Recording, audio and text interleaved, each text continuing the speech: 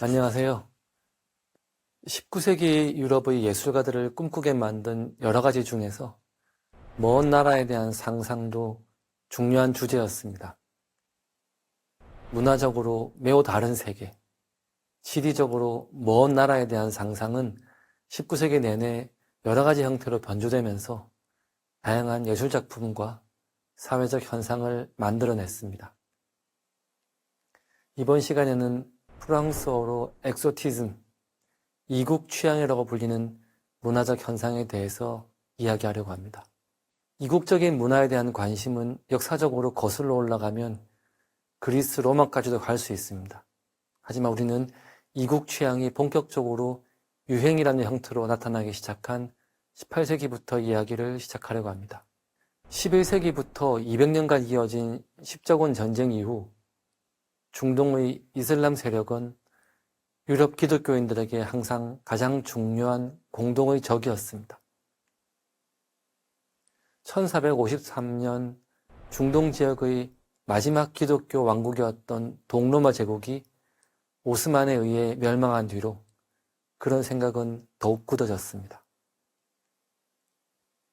오스만 제국의 이슬람 군대는 무시무시하고 두렵지만 동시에 경멸에 마땅한 이교도였고 괴물이었습니다. 동로마 제국의 수도 콘스탄티노플은 난공불락의 요새인 동시에 동서무역의 중심지였습니다.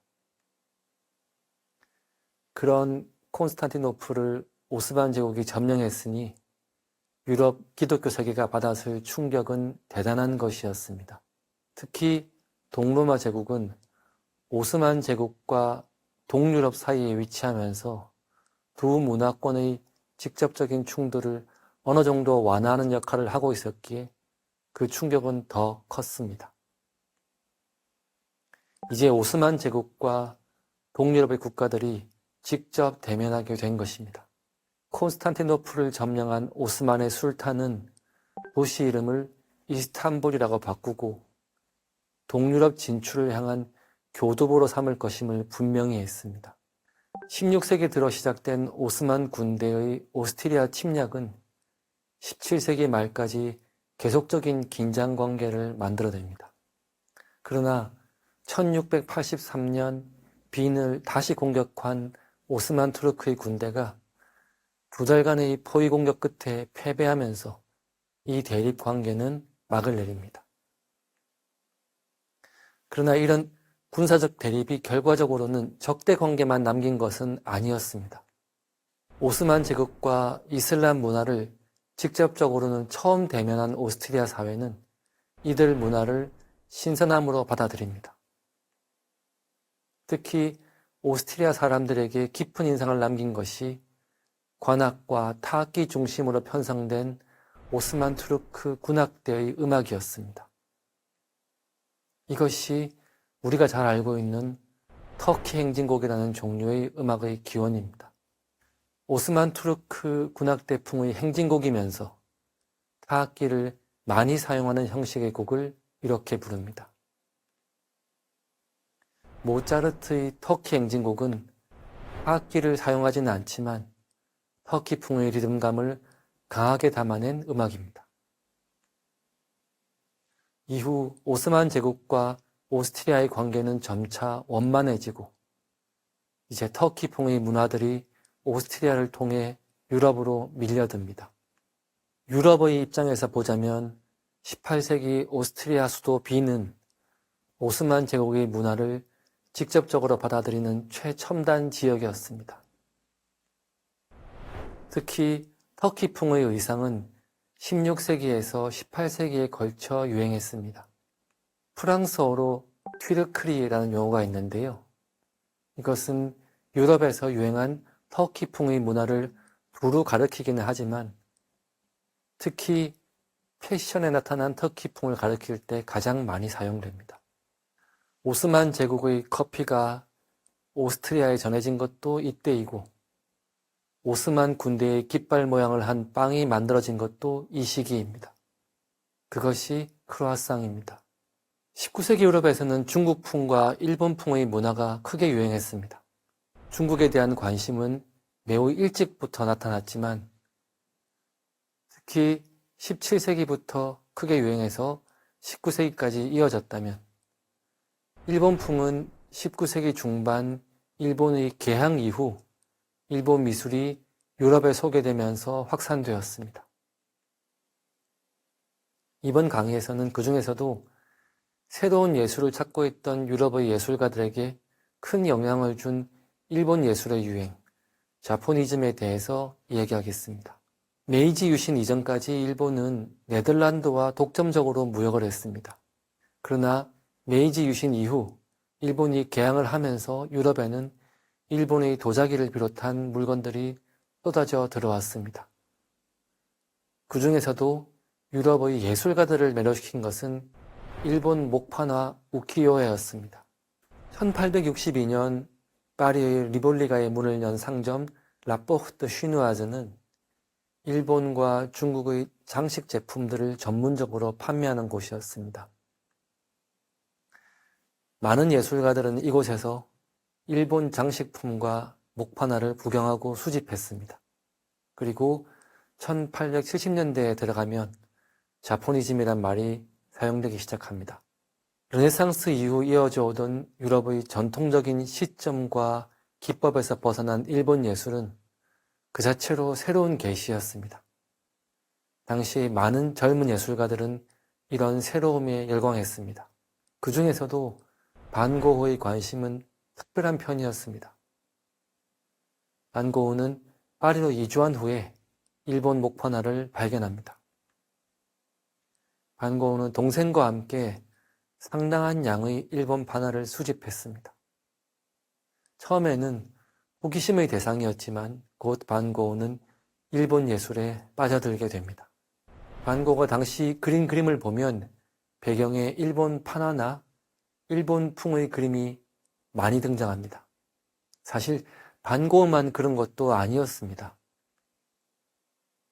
일본 기모노를 입거나 부채를 들고 있는 인물, 배경에 일본풍의 그림이 걸려있는 그림을 그리는 것은 당시 인상파 화가들에게서 아주 쉽게 볼 수 있는 장면이었습니다. 그런데 반고흐의 관심은 단순히 소품이나 배경을 흉내내는 정도를 넘어서는 것이었습니다. 그는 일본 예술이 보여주는 독특한 공간감이나 강렬한 색채, 자연에 대한 묘사를 자신의 그림에 녹여 넣으려고 애썼습니다.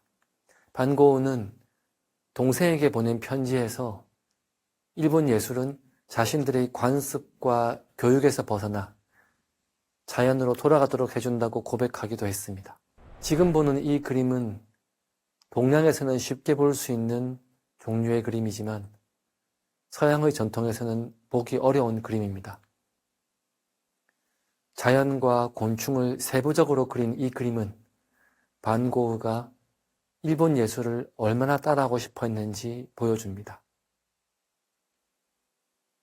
반고흐는 직접적으로 일본 목판화를 모사하기도 했습니다. 반고흐는 일본 목판화의 대가 안도 히로시게의 작품 2점을 따라 그립니다. 지금 이 그림들을 보면 반고흐는 안도 히로시게의 그림을 그대로 따라 그릴 뿐만 아니라 원본에는 없던 한자를 다른 곳에서 베껴와서 자신 그림의 여백에 채워 넣기도 했습니다. 일본풍의 그림을 그리고 싶었던 반고흐의 열망이 얼마나 강했는지 잘 보여주는 것입니다. 고흐가 파리에서 보낸 2년을 뒤로하고 남프랑스 아를르로 이주한 것도 도시의 번잡함을 벗어나려는 의도도 있었지만 거기서 일본 같은 분위기를 찾고 싶은 것도 있었습니다. 밝고 강렬한 색이 넘치는 남프랑스로 가고 싶었던 것입니다. 반고흐는 아를르에서 고갱을 기다리면서 보낸 편지에서 아를르로 오는 기차 안에서 밖을 내다보면서 일본과 비슷한지 어떤지 보려고 애썼다고 이야기합니다. 그러면서도 유치하지 않냐고 스스로 묻기까지 합니다. 역시 일본 예술에 관심이 많던 고갱이 빨리 오기를 기다리는 마음이었겠지만 아를르에서 일본의 색과 예술과 빛을 찾으려 했던 반고흐의 심정을 잘 보여주는 일화입니다. 앞서 이야기했듯이 반고흐는 그림뿐만 아니라 생활 자체에서도 일본을 따라가고 싶어 했습니다. 그는 일본의 불교 승려들처럼 아를레에서 예술가들의 공동체를 꿈꾸었습니다. 같이 작업하면서 성과도 공유하는 예술가 공동체는 그러나 자본주의 프랑스에서 헛된 꿈에 불과했습니다. 네덜란드의 반고흐 미술관은 지금 보는 이 작품 가을 낙엽을 일본 미술이 반고흐에게 미친 영향을 가장 잘 보여주는 사례로 소개하고 있습니다. 반고흐 역시 스스로 고갱에게 일본 예술의 영향을 받아서 그렸다고 이야기한 작품입니다. 이제 유럽의 이국 취향 중에서 가장 유명한 것으로 19세기 내내 유지되었던 오리엔탈리즘을 이야기하려고 합니다. 지금 보는 앵글의 이 그림은 오리엔탈리즘을 이야기하면 빠지지 않고 등장하는 가장 대표적인 작품입니다. 선과 형태를 중시하는 앵글의 특성을 잘 보여주는 것으로 평가받지만 오늘 강의에서는 그 부분은 제외하고 오리엔탈리즘 이야기만 하겠습니다. 당시 유럽에서 오리엔트라고 하면 주로 터키, 페르시아 등 오늘날의 중동 지방을 가리켰습니다. 그리고 그랑드 오달리스크는 당시 유럽인들이 오리엔트에 대해 가지고 있는 고정적인 이미지, 편견을 그대로 보여줍니다. 그림의 제목 오달리스크는 터키 황제의 궁궐에서 황제 이외의 남성은 출입이 금지된 구역, 하렘에 있던 궁녀를 가리킵니다. 거리상으로 멀리 있는 이국에 대한 상상과 남성 출입이 금지된 곳이라는 환상이 겹치면서 오달리스크는 성적 환상의 대상이 됩니다. 성적 환상과 관능성은 당시 유럽이 오리엔트에 대해 가지고 있던 첫 번째 편견이었습니다. 멀리 있는 나라에 대한 이국 취향과 타 문화를 뒤처진 것으로 바라보는 유럽의 선민의식이 합쳐진 결과였습니다. 누드는 시간상으로 아주 먼 과거에 속하는 신화 속의 인물들에게나 허용되던 장르였습니다. 현실 속의 인간을 누드로 그린 것은 음란하다는 이유로 금기시되던 시기였습니다.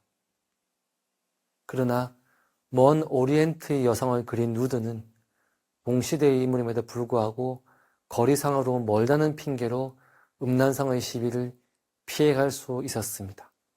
결국 오리엔트의 여성을 그린 누드와는 야한 그림을 그리면서도 시비를 피해가는 방편이었던 것입니다. 오리엔탈리즘이 보여주는 두 번째 편견은 오리엔트의 왕에 대한 폭군 이미지입니다.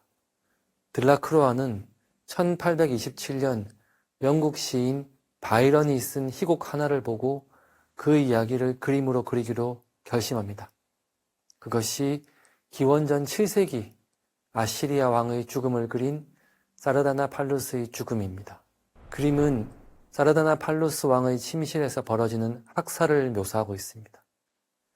그림 가운데를 대각선으로 가로지르는 붉은색의 천이 가장 먼저 눈에 들어옵니다. 오른쪽 아래에는 나치의 후궁을 죽이려는 병사가 보이고 그 왼쪽에는 흑인 노예가 보석으로 치장한 백마를 끌고 나옵니다. 말도 죽이려는 것입니다.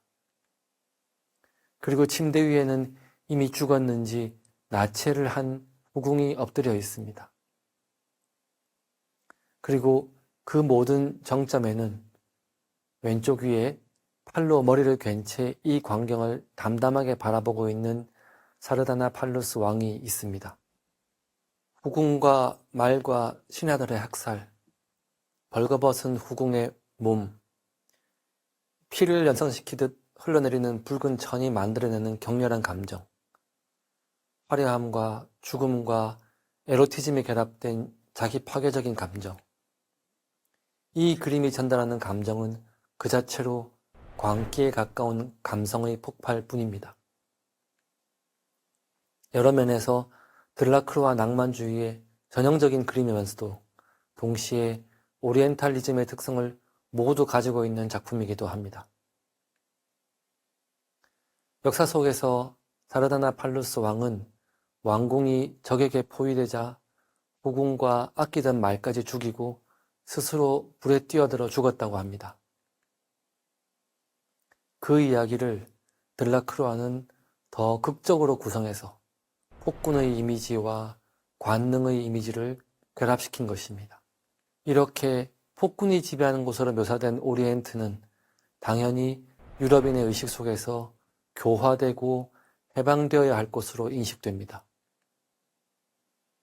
오리엔탈리즘이라는 용어는 1970년대에 발표된 에드워드 사이드의 책 오리엔탈리즘에 의해 유명해집니다.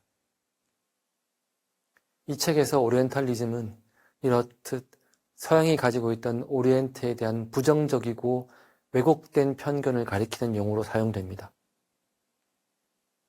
앞서 당시 유럽에서 오리엔트란 주로 중동 지방을 말한다고 설명했습니다. 그렇지만 오리엔탈리즘에 내포된 부정적인 시각은 사실 유럽을 제외한 모든 지역, 아시아, 아프리카에 적용된다고 봐도 무방할 것입니다. 그런 면에서 에드워드 사이드가 결과적으로는 오리엔탈리즘이 식민지와 제국주의 지배를 정당화하는 데 기여했다고 평가한 점을 이해할 수 있을 것입니다. 에드워드 사이드는 또한 오리엔트는 서양에 의해 정의되고 주체적인 대상이 될 수 없었다면서 오리엔트는 없고 서양이 오리엔트에 대해 말한 것만 있다고 평가합니다.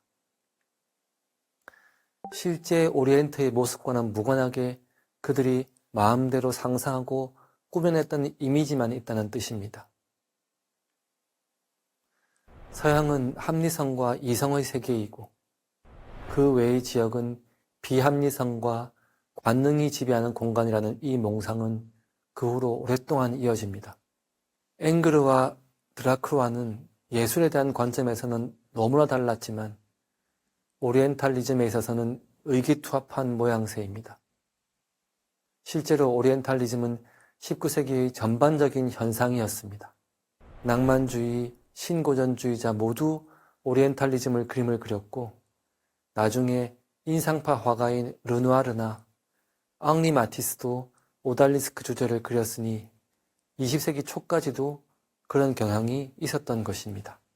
프랑스의 이국 취향은 19세기 최대의 국제적 이벤트였던 세계 박람회를 통해 더욱 가속화됩니다. 1889년 파리 세계 박람회는 당시 유럽 제국주의의 취향을 반영하듯 인류 정주 역사관이라는 전시관이 별도로 개설됩니다. 여기서는 선사시대부터 19세기까지 세계의 주요 문명권에서 인류가 어떻게, 어떤 집에 살았는지를 보여주었습니다. 이렇게 소개된 이국 문화는 당시 예술가들에게도 많은 영향을 주었습니다. 이 박람회에서 드뷔시는 인도네시아 자바 음악을 처음 접했으며 고갱도 타히티와 오세아니아 문화를 여기서 처음 만나게 됩니다. 당시 작가 르노트르는 1889년 파리 만국 박람회라는 글에서 박람회가 보여준 이국 문화의 즐거움을 이렇게 묘사합니다. 르노트르는 지금 파리 사람이라면 누구나 입장권이라는 마법 카펫을 가지고 있다면서 이 카펫은 카이로에서 미국으로, 콩고에서 차이나로, 꿈에 그리던 나라로 데려다주는 부적과도 같다고 경탄합니다. 이처럼 19세기 이국 취향과 맞물린 세계 박람회는 프랑스와 유럽 사람들에게 진정한 세계 여행의 기회를 제공했습니다. 그러나 이런 개방적이고 열린 태도처럼 보이는 이국 취향이 결국은 제국주의와 식민주의로 귀결되었다는 점을 상기한다면 참으로 씁쓸한 뒷맛이 남는 것 같습니다. 이처럼 19세기의 이국 취향은 한편으로는 반고어와 인상주의 화가들의 자포니즘처럼 이국 문화에 대한 경탄이었고 새로운 예술적 관점을 수용하려는 태도였지만 한편으로는 오리엔탈리즘이 보여준 이국 문화에 대한 몰이해와 편견으로 가득 찬 것이기도 했고 제국주의와 식민주의로 연결되듯이 서구가 가진 우월감의 다른 표현이기도 했습니다. 19세기 말 여러 가지 방식으로 새로운 세상을 꿈꾸었던 예술가들의 이야기는 이것으로 마치겠습니다. 감사합니다.